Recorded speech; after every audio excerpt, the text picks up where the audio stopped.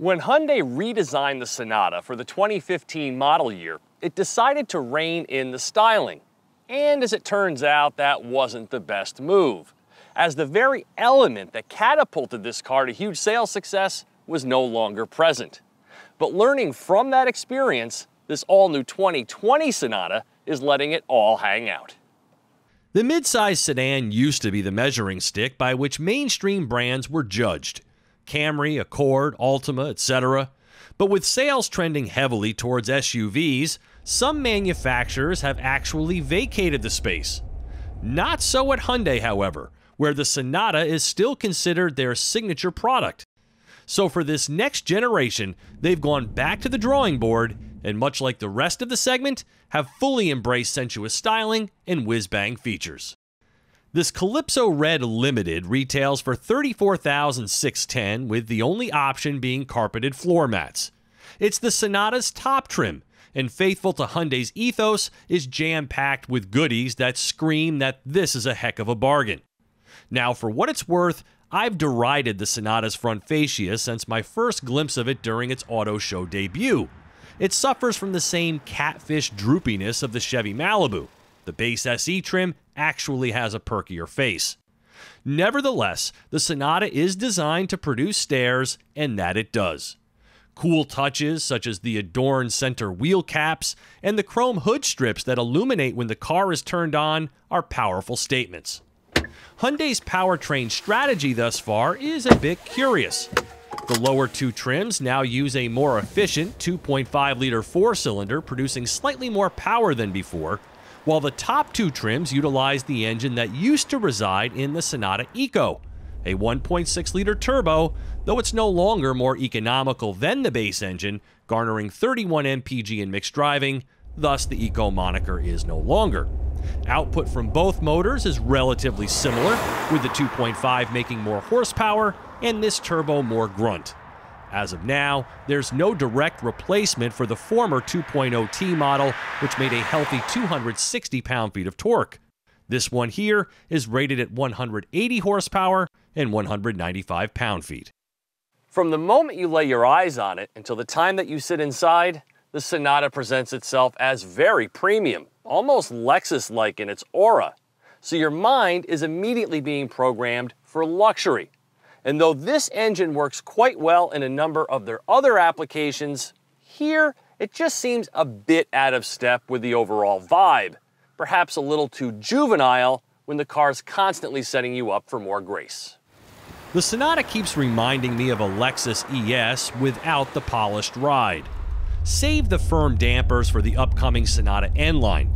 This one should showcase a smoother ride. Otherwise, I enjoy the newfound nimbleness and more connected steering, and the 8-speed auto with paddle shifters is a good mate. Smart, normal, and sport driving modes are accessed by a flick of the switch and provide some corresponding visual pop on the driver's display. It's interesting to note that the Sonata's turbo does not use stop-start engine technology. It feels appropriately quick, but at times a bit too boisterous.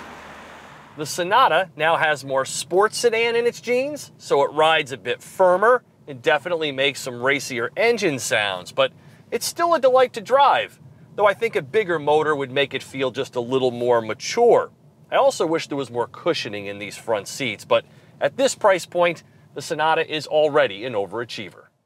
I also wish the driver's seat could go a little lower and that the passenger seat had any height adjustment at all, but by and large, this is what's going to hook shoppers. The cabin is stellar, both from a visual as well as ergonomics perspective. It's rich and inviting with high-quality touch points, leading electronics, and wicked cool features.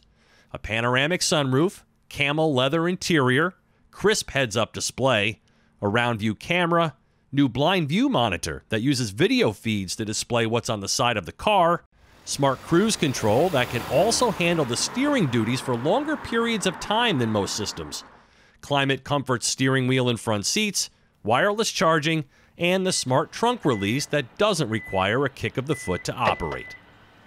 Though Hyundai seems to be getting all of the credit for this feature they call Smart Park, in reality, BMW has been offering it now for a number of years. but it is nice to see it move down to a car at this price point.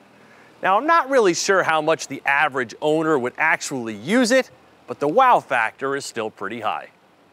The other standout feature is Digital Key, which allows you to use your phone as a key, also shareable with others. But it only works with Android devices, so I didn't get to check it out. And much like Mercedes and BMW, Hyundai has introduced soothing nature sounds to the infotainment system. I'm a sucker for little touches like this, and they play brilliantly through the new Bose premium audio system that automatically adjusts audio and EQ depending on the vehicle's speed. The Sonata masquerades as a quasi-sports sedan, so it's nice to see some sculpting to these rear seats for times when the driver decides to get a little frisky, so they will hold you in place. But in a car that has gone hog wild with features, it's surprising not to see heated rear seats. Size-wise, the trunk is still large car proportioned, as is rear seat legroom, so a family sedan it most certainly is. One that makes its presence known and lavishes its occupants for pennies on the dollar. For TestDriveNow.com, I'm Steve Hammis.